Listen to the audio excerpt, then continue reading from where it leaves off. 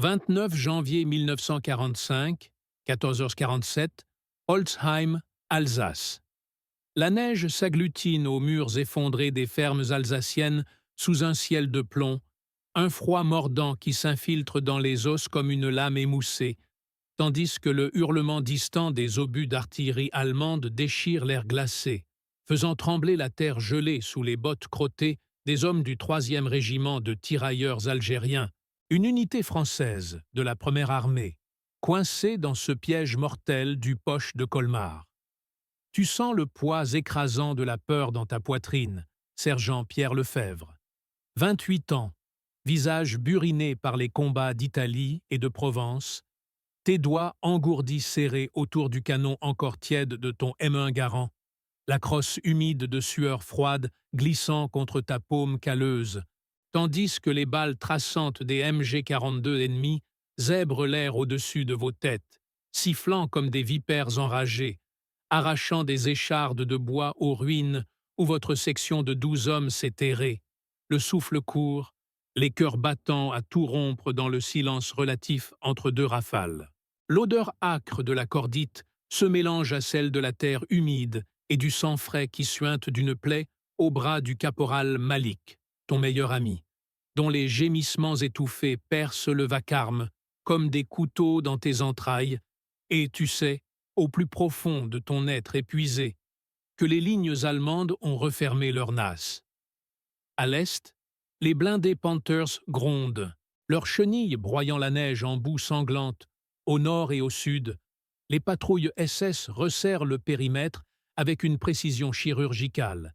Et derrière vous, le Rhin gelé bloque toute retraite viable, vos radios crachotant des ordres incohérents de la 5e DIA. Mais trop loin pour intervenir avant l'anéantissement total. Chaque seconde s'étire en une éternité de terreur pure. Tes poumons brûlants aspirant l'air saturé de poudre et de fumée âcre qui piquent les yeux, larmes involontaires coulant sur tes joues rougies par le gel, tandis que le lieutenant Moreau, blême sous sa casquette de feutre maculé, murmure d'une voix rauque « On est foutu, Lefebvre !» Ils nous tiennent par les couilles, et tu acquiesces d'un hochement de tête lourd, sentant le poids invisible de tes 75 kilos s'alourdir sous la neige qui fond lentement dans ton col, goûtant le long de ton épine dorsale, en un filet glacé qui te fait frissonner jusqu'à la moelle. Les positions ennemies ancrent le piège depuis une ferme fortifiée à 200 mètres, ses murs épais crachant la mort depuis 2 nids de mitrailleuses MG42 jumelées, leurs canons surchauffés rougeoyant dans l'ombre, alimentés par des servants SS au visage masqué de cagoules blanches. Leurs cris gutturaux en allemand résonnant comme des aboiements « Feuer! Feuer !» Et chaque rafale martèle le sol devant vous, projetant des gerbes de terre gelée qui fouettent tes jambes. Le choc des impacts vibrant à travers tes tibias comme des coups de marteau sur de l'acier. Ton unité, ces tirailleurs algériens endurcis, fils du désert jetés dans cet enfer blanc, gîtent immobiles. Leurs fusils M1 Garand et MAT-49 submachine gun pointés vainement vers l'ennemi invisible, munitions rationnées à 10 cartouches par homme, grenades à main épuisées, et le moral craquelle comme la glace sous les bottes, des murmures de panique s'élevant. « Allah Issahib, on va tous crever ici », étouffé par une nouvelle salve qui emporte le sommet du mur derrière lequel se terre le radio, son corps désarticulé, s'effondrant dans une mare écarlate qui se fige presque instantanément dans le froid polaire. Tu rampes sur le ventre, ventre plat contre la boue neigeuse qui colle à ton treillis kaki trempé. Chaque mouvement, une lutte titanesque contre l'épuisement qui alourdit tes membres comme du plomb fondu, tes coudes s'enfonçant dans la terre meuble, avec un bruit de succion humide, et tu jettes un œil prudent par-dessus le parapet improvisé. Tes yeux plissés contre le blizzard naissant qui fouette ton visage, révélant la ferme ennemie.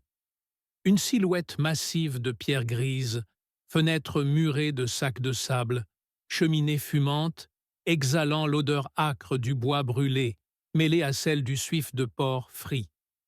Ils mangent, ces salauds, pendant que nous crevons de faim.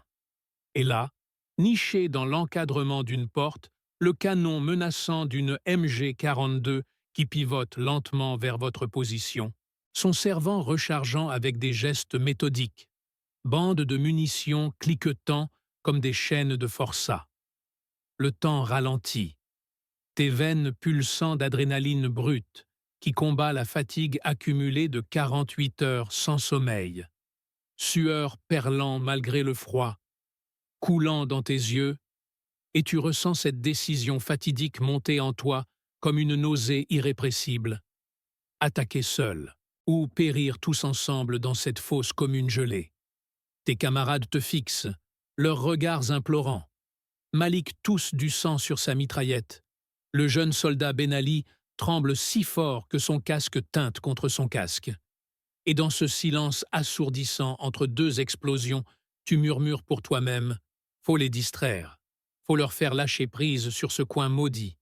Ta voix, un rauquement guttural noyé par le grondement approchant d'un half-track allemand. Ses phares perçant la brume comme des yeux démoniaques. Le lieutenant hoche la tête, comprenant l'impossible sacrifice, sa main gantée serrant ton épaule avec une force désespérée. « Vas-y, Pierre !»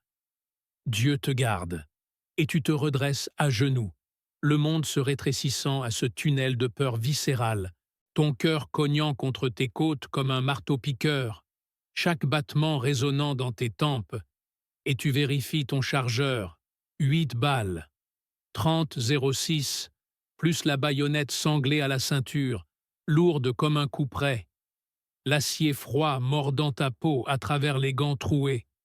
Tu bondis hors du couvert, un cri primal jaillissant de ta gorge. « Pour la France! En avant !» Et le monde explose en un chaos sensoriel. La première rafale de la MG-42 te frôle. Balle sifflant à un cheveu de ton oreille droite. Chaleur fulgurante effleurant ta joue. Odeur de cheveux roussis. Et tu plonges en avant, roulant dans la neige profonde qui amortit ta chute avec un choc sourd traversant tes côtes endolories. Tes bottes pataugent dans la boue gelée, chaque pas un arrachement monumental, mollets brûlants d'acide lactique, souffle rauque s'échappant en nuages blancs qui se dissolvent dans l'air chargé de plomb en fusion. Et tu tires ta première balle, le recul du garant cognant ton épaule comme un coup de poing, la culasse claquant avec un bruit métallique sec, impactant le sac de sable devant la ferme, éclats de terre volant comme des shrapnels miniatures.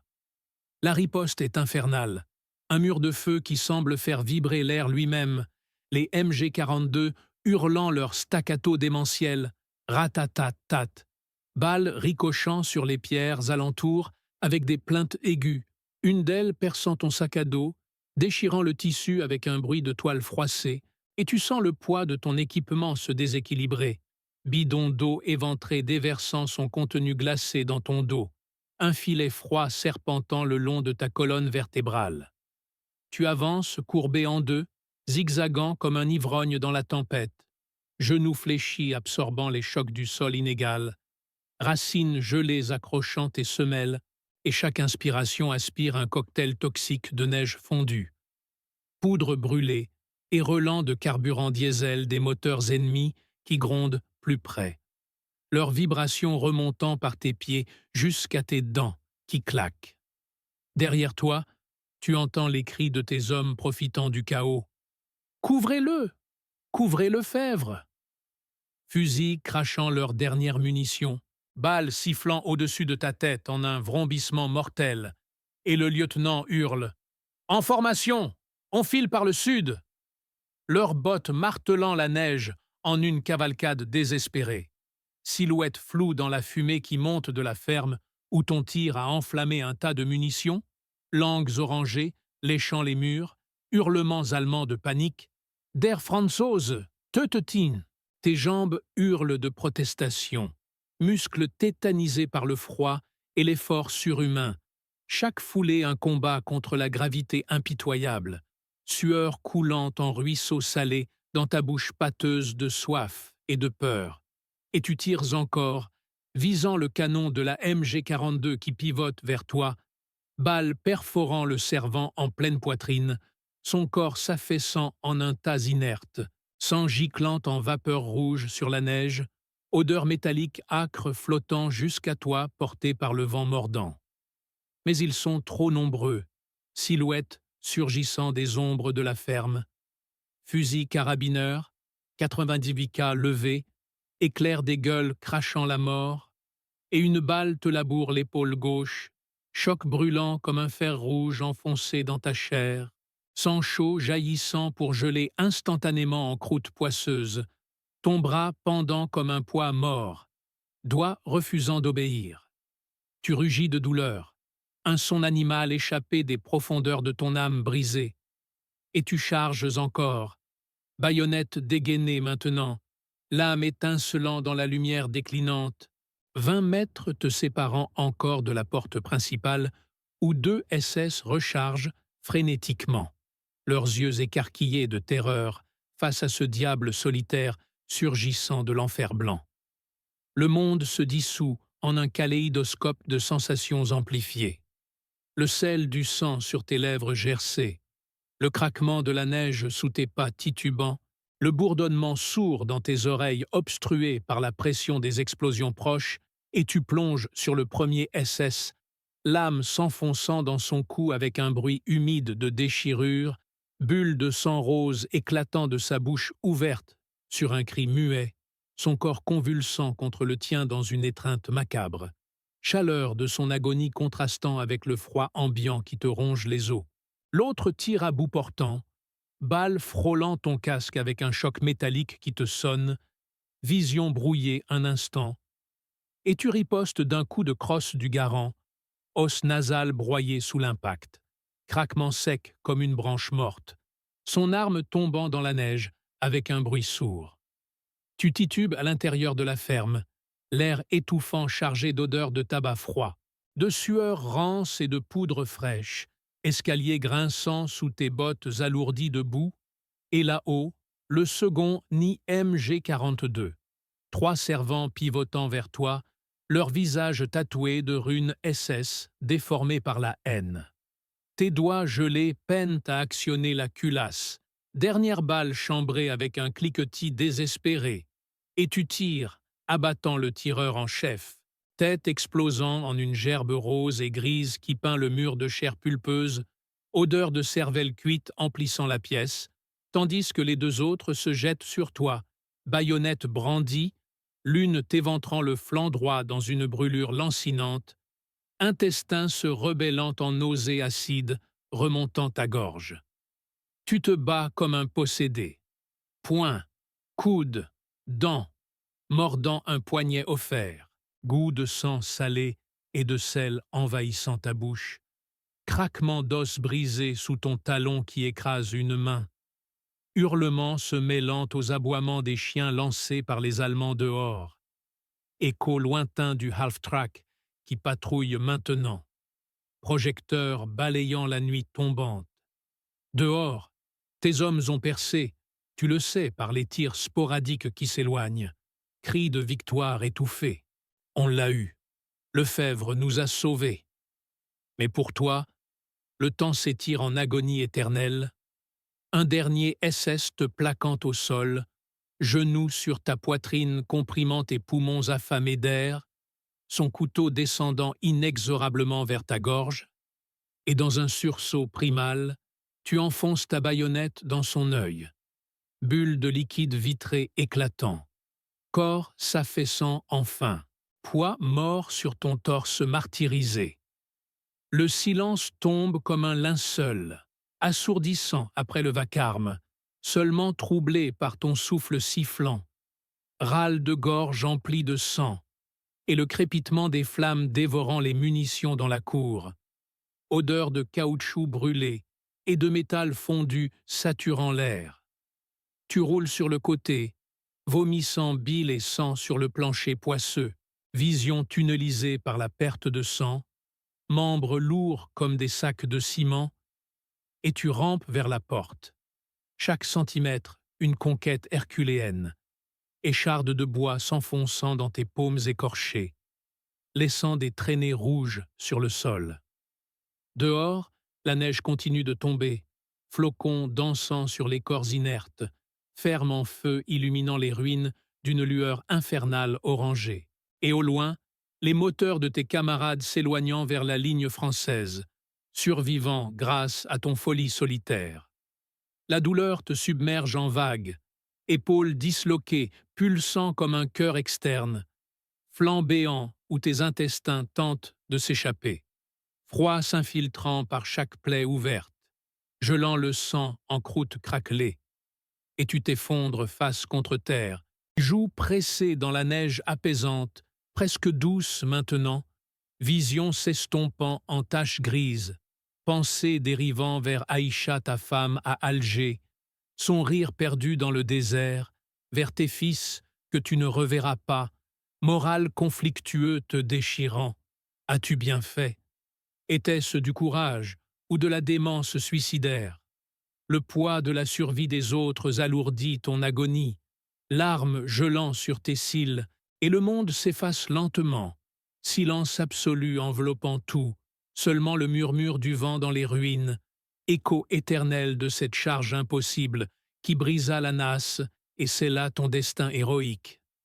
Pourtant, la nuit n'est pas finie, ton corps refuse la capitulation immédiate, instinct primal te forçant à ramper encore, mètres interminables vers un abri de fortune.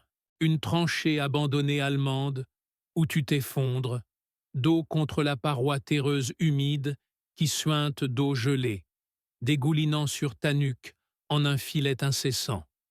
Tes mains tremblantes fouillent ton pactage éventré, trouvant une ampoule de morphine, aiguille hésitant contre ta cuisse, piqûre brûlante diffusant une chaleur bienvenue dans tes veines, engourdissant la douleur en un bourdonnement distant, permettant à ton esprit de vagabonder dans les limbes du choc émotionnel. Tu revois les visages de tes hommes, Malik te serrant l'avant-bras avant la charge. Reviens-nous, sergent, ou je te maudis jusqu'au paradis, son sourire édenté flashant dans ta mémoire. Et maintenant, ils vivent grâce à toi. Mais à quel prix? La ferme brûle toujours, flammes hautes léchant le ciel nocturne, attirant peut-être des renforts ennemis, ombre mouvante dans la lueur, chiens aboyant au loin, et tu presses ton M1 Garand contre toi comme un talisman, canon froid contre ta poitrine haletante, attendant l'inévitable contre-attaque ou le miracle d'un secours français.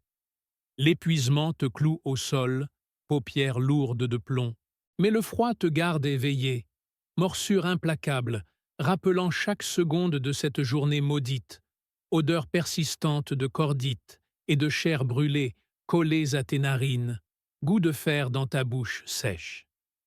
Des heures passent ainsi, ou est-ce des minutes?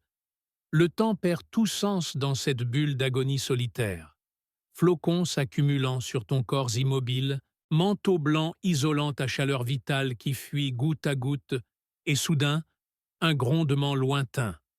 Chenilles de Sherman français, vrombissement de moteur Liberty traversant la nuit, phares balayant les ruines, cris en français. « Lefebvre! Où es-tu, bordel ?» Voix de Malik, ton caporal sauvé, et tu essaies de crier, gorge rauque ne produisant qu'un croassement humide, main se levant faiblement dans la lumière aveuglante. Il te trouve, silhouette penchée sur toi, main chaude, malgré les gants arrachant la neige de ton visage, piqûre d'adrénaline, bandage serré autour de tes plaies hurlantes, brancard improvisé, te soulevant dans un balancement nauséeux, odeur de tabac et de vin rouge dans leurs haleines rassurantes.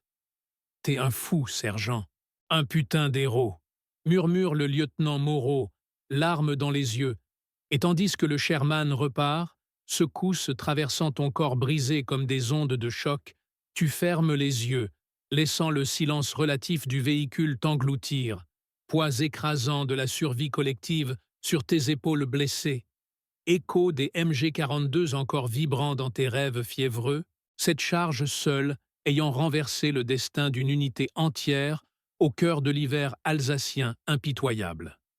Le convoi cahote sur les routes défoncées, phares occultés, perçant à peine la tempête de neige qui redouble. Chaque bosse ravivant la douleur en éclairs fulgurants, morphine s'estompant, laissant place à une souffrance brute, viscérale, tes ongles s'enfonçant dans les paumes pour ne pas hurler, sueur froide, perlant à nouveau malgré le gel ambiant. Dans l'habitacle confiné du half-track de tête, tes hommes veillent sur toi. Malik pressant un chiffon sur ton flanc, son visage crispé de culpabilité. « C'est moi qui aurais dû y aller, sergent. T'as pris ma place dans l'enfer. » Et tu secoues la tête faiblement, mots pâteux sortant dans un souffle. « On est tous frères. T'avais une famille ?» Moral conflictueux te rongeant encore. Était-ce un choix altruiste ou l'orgueil d'un soldat usé refusant la défaite collective? Les moteurs rugissent, couvrant les sanglots étouffés du jeune Ben Ali qui a perdu son frère dans la fuite, balle perdue l'ayant fauché malgré ta diversion, et ce deuil ajoute aux poids invisibles, survie entachée de pertes inévitables.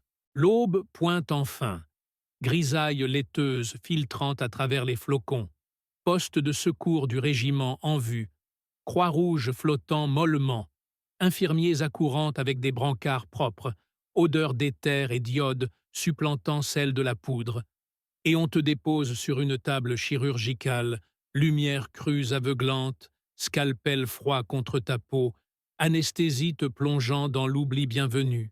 Mais même dans l'inconscience, les sensations persistent. Rêve hanté par le sifflement des balles, le craquement des os sous la baïonnette, le silence après la bataille comme un vide aspirant l'âme, et au réveil, bandage serré, perfusion goûtant rythmiquement, lieutenant Moreau à ton chevet, médaille militaire épinglée à ta chemise d'hôpital.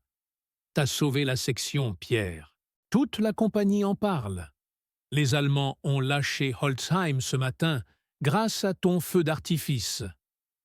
Tu souris faiblement, douleur lancinante pulsant sous les pansements, mais le choc émotionnel persiste.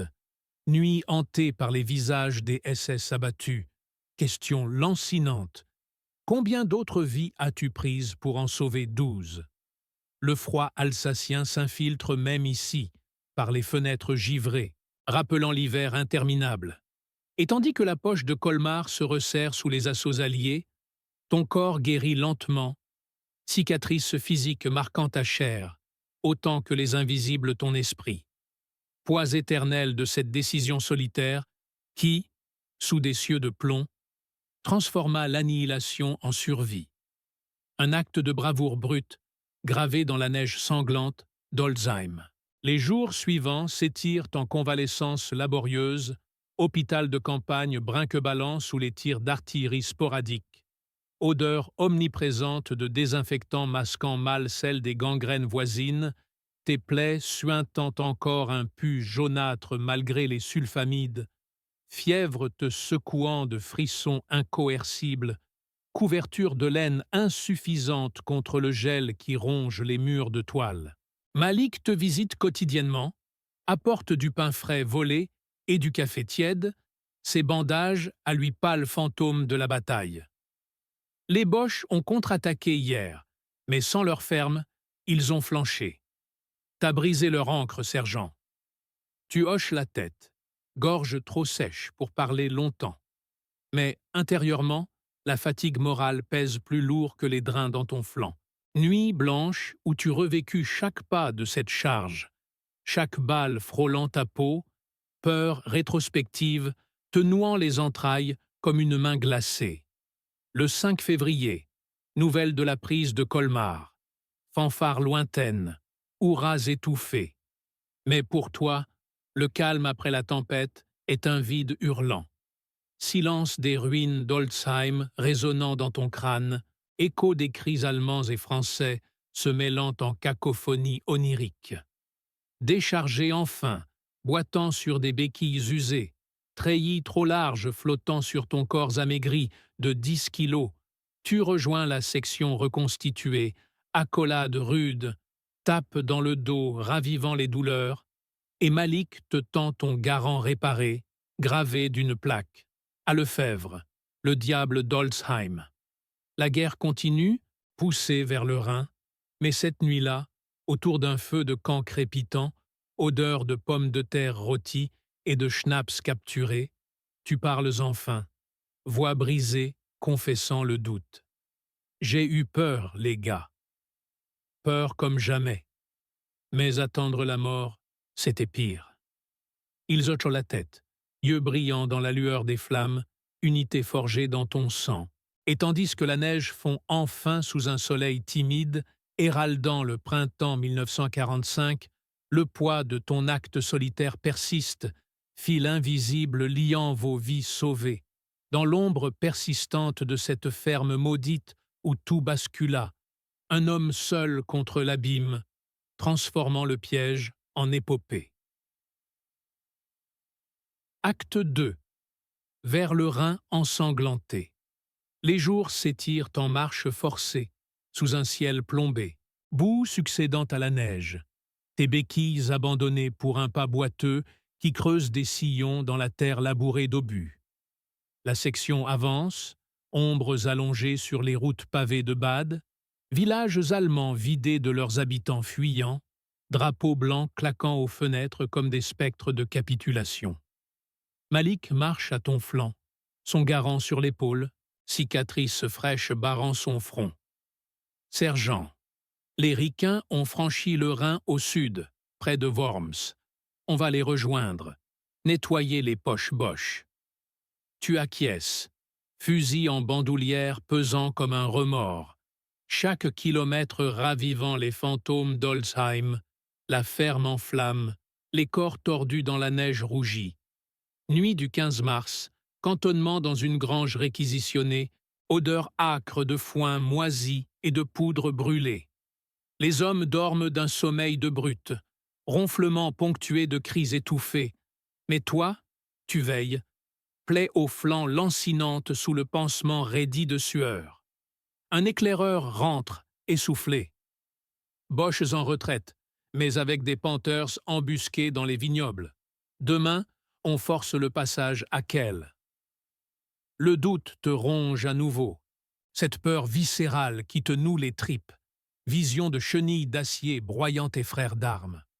Pourtant, tu rallies la section à l'aube, voix rauque dominant le brouillard. On y va, pas de quartier. Pour Holzheim, pour Colmar, pour Paris. Hourras monte, fusil cliquette, et vous partez, file indienne serpentant entre les ceps gelés. L'embuscade éclate à midi, grondement de moteur, éclat de tourelles pivotant dans les vergers. La première rafale fauchant 2 hommes, sang giclant sur les bourgeons naissants.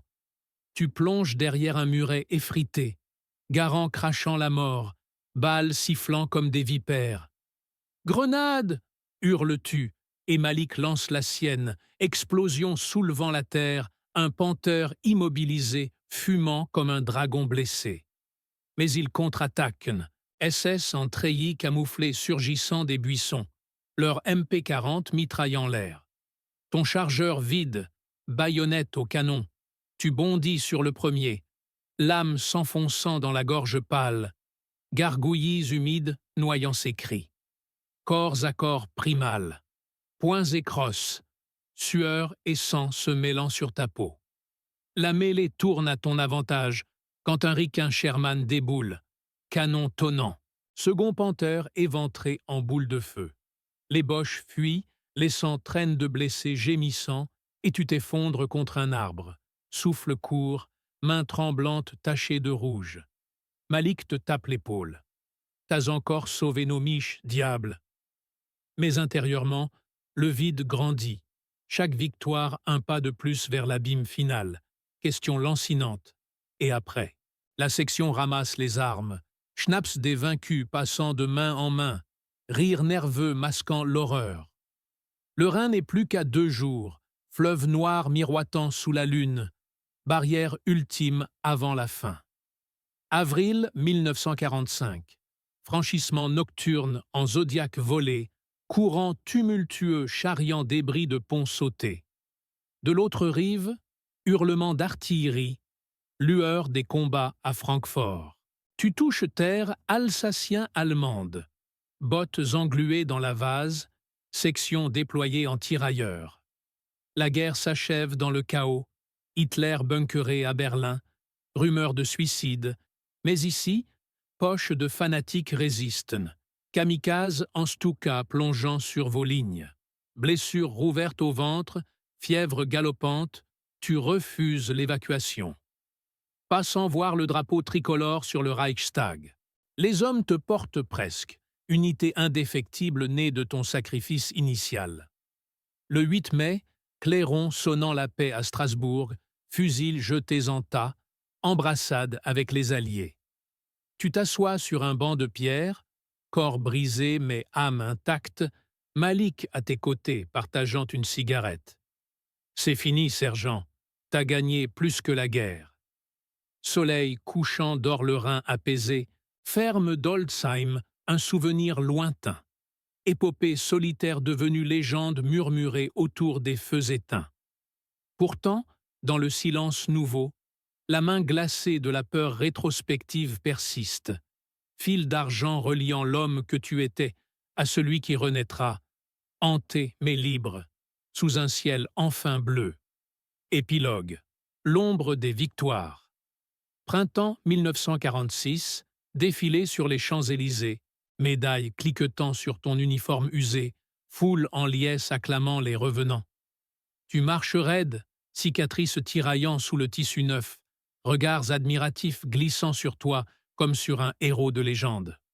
Malik, promu lieutenant, salue à tes côtés, mais ses yeux trahissent le même fantôme, nuit hantée par les cris de la ferme d'Oldsheim, écho des Stuka hurlants. « Quand on est des morts en sursis, sergent !» murmure-t-il lors d'une permission arrosée aux zinc parisiens, verre de calva cascadant dans des gorges assoiffées de vie. La paix est un leurre fragile. Ton village natal t'accueille en héros prodigue. Vin frelaté, jambon sec, embrassade maladroite de voisins oubliés. Mais la ferme paternelle, vendue aux collaborateurs blanchis, n'est plus qu'un lopin de ronces. Tu reprends le sillon, main calleuse labourant la terre noire, semant blé et seigle sous un soleil indifférent. Les cauchemars reviennent.